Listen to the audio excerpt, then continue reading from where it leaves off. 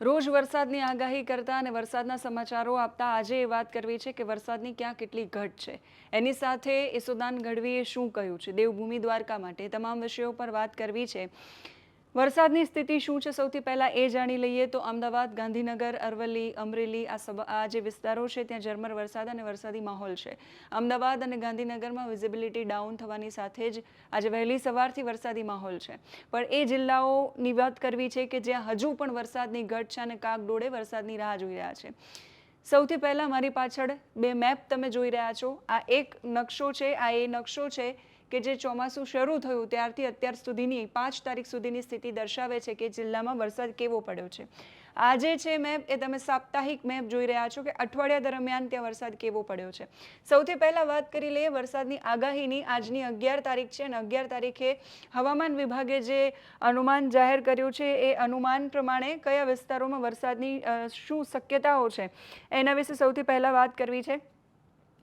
તો હવામાન વિભાગે જે પૂર્વાનુમાન જાહેર કર્યું છે, જે રાજસ્થાન તરફ ઉપરની તરફ જે વેધર સિસ્ટમ છે એના કારણે વાવ, થરાદ, બનાસકાંઠા, પાટણ, મહેસાણા, સાબરકાંઠા, ગાંધીનગર, અરવલ્લી, મહીસાગર, દાહોદ, પંચમહાલ, ખેડા, અમદાવાદના પણ અમુક વિસ્તારો, છોટાઉદેપુર અને નર્મદા ત્યાં હવામાન વિભાગે વરસાદની આગાહી કરી છે. એટલે ત્યાં મોટાભાગના સ્થળો એવા હશે કે જ્યાં હળવોથી મધ્યમ અને ક્યાંક ભારે વરસાદનું ઝાપટું પડે એવી પણ શક્યતા છે. એ સિવાય સુરેન્દ્રનગર, અમદાવાદ, બોટાદ, ભાવનગર, આણંદ, વડોદરા, ભરૂચ, સુરત, તાપી, ડાંગ, નવસારી અને વલસાડ આ જે વિસ્તારો છે ત્યાં પણ વરસાદની શક્યતાઓ છે.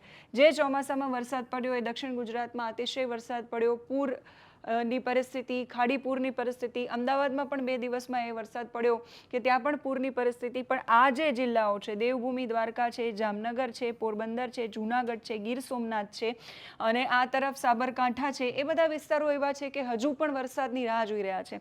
અને આજની આગાહીમાં પણ તમે જોઈ શકો છો કે આ જે પેરોટ ગ્રીન કલરનું છે ત્યાં વરસાદની સામાન્ય આગાહીઓ કરવામાં આવી છે. આ પરિસ્થિતિ કેટલા દિવસ સુધી રહેવાની છે તો આ જ આગાહી 11 તારીખ માટેની છે. પછી પણ તમે જુઓ કચ્છ અને સૌરાષ્ટ્રમાં વરસાદ માટેની કોઈ ખાસ આગાહી કરવામાં આવી નથી. સામાન્ય વરસાદ છે. આ પરિસ્થિતિ શા માટે સર્જાઈ છે તો આપણે વેધરનો વિડીયો છે એમાં પણ વાત કરી હતી કે અરબ સાગર અને બંગાળની ખાડીની અંદર કોઈ સિસ્ટમ સક્રિય નથી. પ્રશાંત મહાસાગરની અંદર સિસ્ટમ સક્રિય થઈ અને એ ટાઇફૂન વાવાઝોડું છે એ ચીન પર આવ્યું અને એના કારણે અરબ સાગર અને બંગાળની ખાડીનો ભેજ છે ત્યાં જતો રહ્યો. એટલે આપણે ત્યાં અહીંયા સિસ્ટમ બની નથી અને જે નાની મોટી સિસ્ટમો બને છે એનાથી જે આ ગુજરાત રિજિયનવાળો પટ્ટો છે ત્યાં વરસાદ આવે છે. હવે વાત કરી લઈએ વીકલી રિપોર્ટ. હવામાન વિભાગ જે જાહેર કરતું હોય છે વીકલી રિપોર્ટમાં ચોમાસામાં વરસાદની સ્થિતિ શું છે. ખાસ વાત દેવભૂમિ દ્વારકાની અને બાકીના બધા જિલ્લાઓની કરવી છે.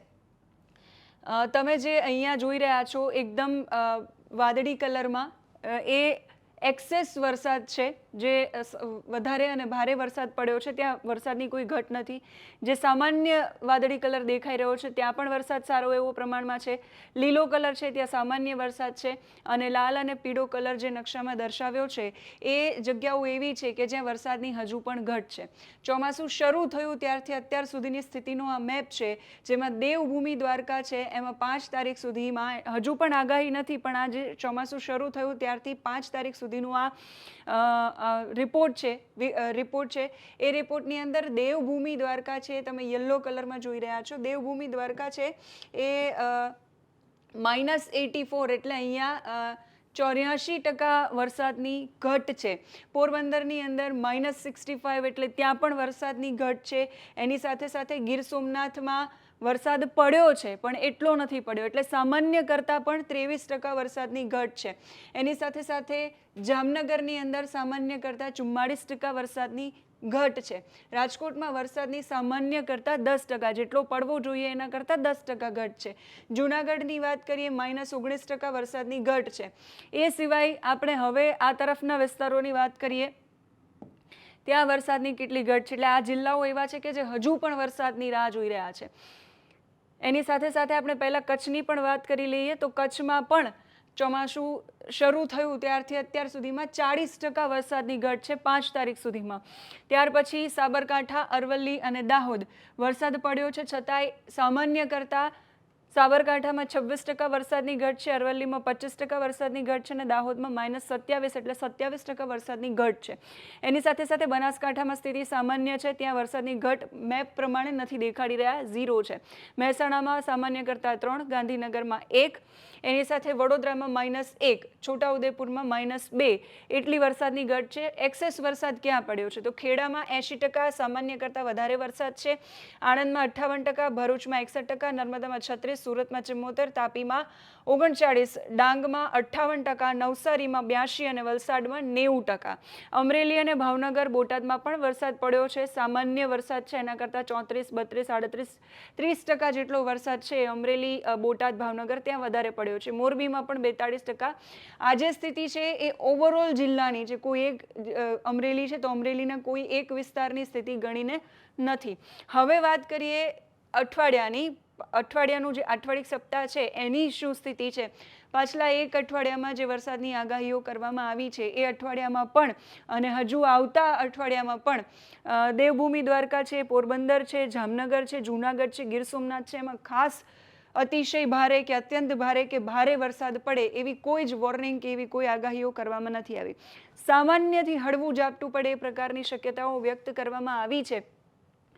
એક સપ્તાહનું જે આ છે એમાં પણ દેવભૂમિ દ્વારકા છે એમાં 61% વરસાદની ઘટ છે, પોરબંદરમાં -76 છે એટલે ત્યાં પણ વરસાદની ઘટ છે, જૂનાગઢમાં -58 છે એટલે ત્યાં પણ વરસાદની ઘટ છે, 80% માઇનસ ગીર સોમનાથમાં, એટલે જે પડવો જોઈએ ચોમાસા દરમિયાન સાપ્તાહિક વરસાદ જે પડવો જોઈએ એ પણ નથી પડ્યો એટલે ગીર સોમનાથમાં પણ વરસાદની ઘટ છે.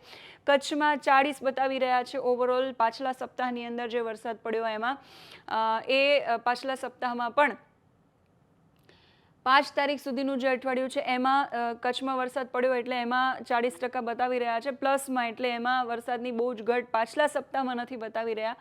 ઓલ ઓવર જે આપણે જોયું એમાં કચ્છમાં હજુ પણ વરસાદની ઘટ બતાવી રહ્યા છે. બનાસકાંઠામાં -4 છે, પાટણ, મહેસાણા, ગાંધીનગર છે, બાકી બધે સ્થિતિ છે એ સામાન્ય દર્શાવી રહ્યા છે, લીલો કલર એટલે.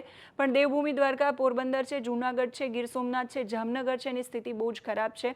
વલસાડની સ્થિતિ સામાન્ય છે, બાકી બધા જે વિસ્તારો છે એની સ્થિતિ સામાન્ય છે.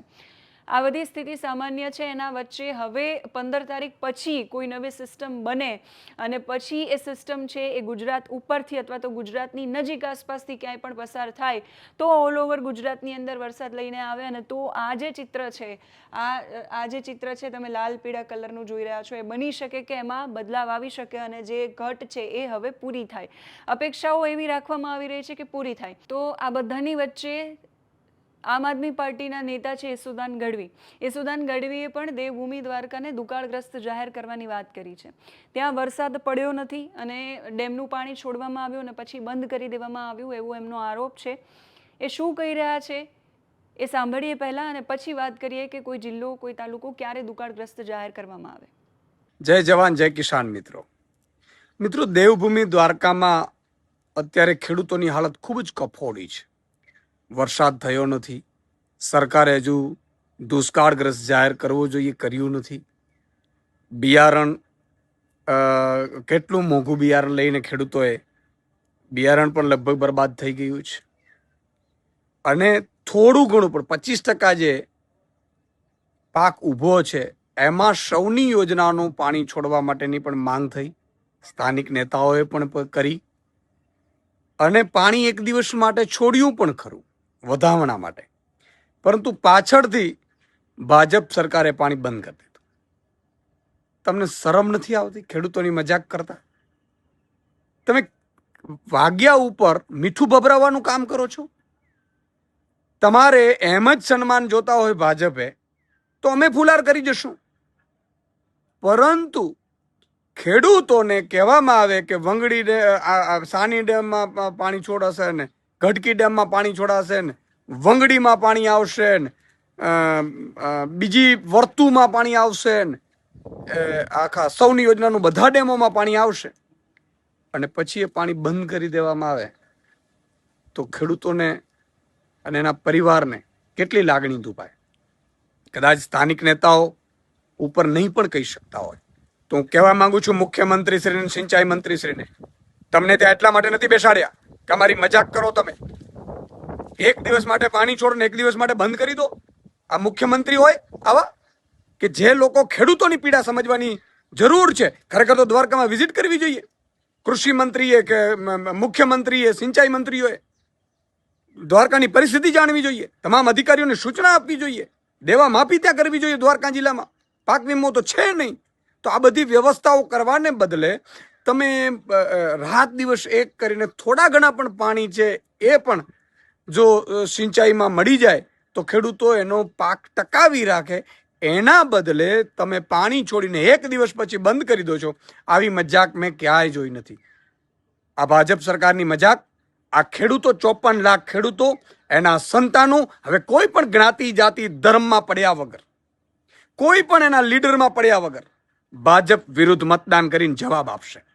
એટલે હું કહું છું કે તાત્કાલિક ધોરણે મુખ્યમંત્રીશ્રીએ ફરીથી સૌની યોજનાનું પાણી છોડવું જોઈએ અને દ્વારકા જિલ્લાને દુષ્કાળગ્રસ્ત જાહેર કરીને ખેડૂતોને મદદ કરો, ઘાસચારાની વ્યવસ્થા કરો, તુરંત કરવામાં આવે એવી માંગ કરું છું. તો ઈસુદાન ગઢવીએ તો સવાલો કરી દીધા છે સરકાર પર અને મંત્રીઓ પર. દેવભૂમિ દ્વારકા છે, પોરબંદર છે, જામનગર છે કે જૂનાગઢ છે કે ગીર સોમનાથ છે કે કચ્છ છે, વરસાદની ઘટ છે, વરસાદ માટે રાહ જોવાઈ રહી છે. કોઈ પણ જિલ્લો કે તાલુકો ક્યારે દુકાળગ્રસ્ત જાહેર કરવામાં આવે તો મેન્યુઅલ ફોર ડ્રોટ મેનેજમેન્ટ 2016 એમાં સુધારાઓ થયા છે. એ વૈજ્ઞાનિક પ્રક્રિયા એક નક્કી કરેલી છે અને ગુજરાતમાં આ જ મેન્યુઅલ લાગુ પડે છે. એટલે પહેલાં ટ્રિગર 1 ઓન થાય, પછી ટ્રિગર 2 ઓન થાય. ટ્રિગર 1માં શું છે તો ટ્રિગર 1માં જે સામાન્ય કરતાં વરસાદ ઓછો જોવા મળે અથવા તો ડેફિશિયન્ટ હોય અથવા તો બહુ જ વધારે ઓછો વરસાદ હોય ત્યારે ટ્રિગર 1 છે એ ઓન કહેવાય. સરકારના જૂના નિયમ પ્રમાણે જૂન જુલાઈની અંદર જો 50% કરતાં ઓછો વરસાદ પડ્યો હોય અથવા જૂનથી સપ્ટેમ્બર દરમિયાન સરેરાશ કરતાં 75% ઓછો વરસાદ પડ્યો હોય તો પ્રાથમિક ચેતવણી આવે એટલે ટ્રિગર 1 છે એ ઓન થાય. પછી બીજું સ્ટેપ જોવામાં આવે. બીજું સ્ટેપ શું છે તો એમાં ખેતી, એમાં અમુક મુદ્દાઓ છે એ જોવામાં આવે. એમાંથી કોઈ 3 અસર હોય તો એને દુકાળગ્રસ્ત જાહેર કરવામાં આવે એટલે ગંભીર દુકાળ અસરગ્રસ્ત જાહેર કરવામાં આવે. એમાં ખેતી છે તો ખેતીમાં ખરીફમાં 75% કરતાં ઓછી વાવણી થઈ હોય તો ગંભીર દુકાળ ગણાય. આ માપદંડ છે 75%, એ પહેલાં 50% હતો. પછી જમીનમાં ભેજનું પ્રમાણ છે એ 0 થી 50% કરતાં ઓછું હોય તો એને દુકાળગ્રસ્ત જાહેર કરવામાં આવે. વનસ્પતિની સ્થિતિ એટલે સેટેલાઇટથી NDVI, વાવેતરની હરિયાળી, આ બધું જ તપાસવામાં આવે અને આ બધા પછી ગ્રાઉન્ડ ટ્રુથિંગ એટલે કે સ્થળ પર જઈને સર્વે કરવામાં આવે અને પછી જિલ્લા કલેક્ટરને કે રાજ્ય સરકારને રિપોર્ટ મોકલવામાં આવે. અને જ્યારે રાજ્ય સરકાર ખરીફ દુકાળની જાહેરાત 31મી ઓક્ટોબર સુધીમાં અને રવિ દુકાળની જાહેરાત 31 માર્ચ સુધીમાં કરવી પડે. નોટિફિકેશન છે સામાન્ય રીતે 6 મહિનાઓ સુધી લાગુ રહેતું હોય છે. એટલે આ જો કોઈ ટ્રિગર છે, પહેલાં ટ્રિગર પહેલું ઓન થાય પછી જ્યારે 4 જે પરિબળો મેં કહ્યા, ખેતીના કે હરિયાળીના કે જમીનના ભેજના, એ 4માંથી કોઈ 3 છે એ જો સાબિત ઠરે તો પછી દુકાળગ્રસ્ત જાહેર કરવામાં આવતું હોય છે.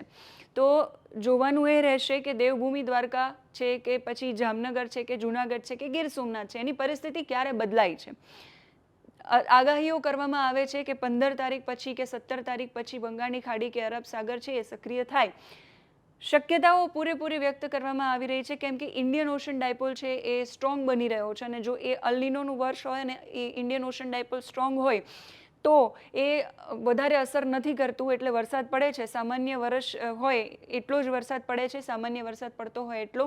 એટલે અત્યારે ઇન્ડિયન ઓશન ડાયપોલ છે એ સ્ટ્રોંગ છે, સ્ટ્રોંગ કેટેગરીમાં છે અને આ જે ટાઇફૂન જે ભેજ ખેંચી રહ્યું છે એ સ્થિતિ જ્યારે સામાન્ય થશે ત્યારે ફરી પાછી અરબ સાગર કે બંગાળની ખાડીમાં કોઈ સિસ્ટમ બનશે અને એ સિસ્ટમ બને એના પછી એના ટ્રેક ઉપરથી નક્કી થાય કે ગુજરાત પર આવશે કે નહીં આવે, તમામ પરિબળો ચકાસ્યા પછી.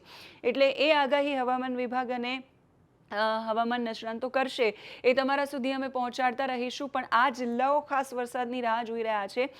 તમારા ગામ અને જિલ્લામાં પણ શું આ જ પ્રકારની પરિસ્થિતિ છે? વરસાદ પડ્યો છે તો કેટલો પડ્યો છે, કેવો પડ્યો છે, તમે જે વાવેતર કર્યું છે એની શું સ્થિતિ છે? આ તમામ માહિતીઓ છે તમે કમેન્ટમાં લખીને અમારા સુધી પહોંચાડી શકો છો. અત્યારે આ વિડીયોમાં બસ આટલું જ. નમસ્કાર.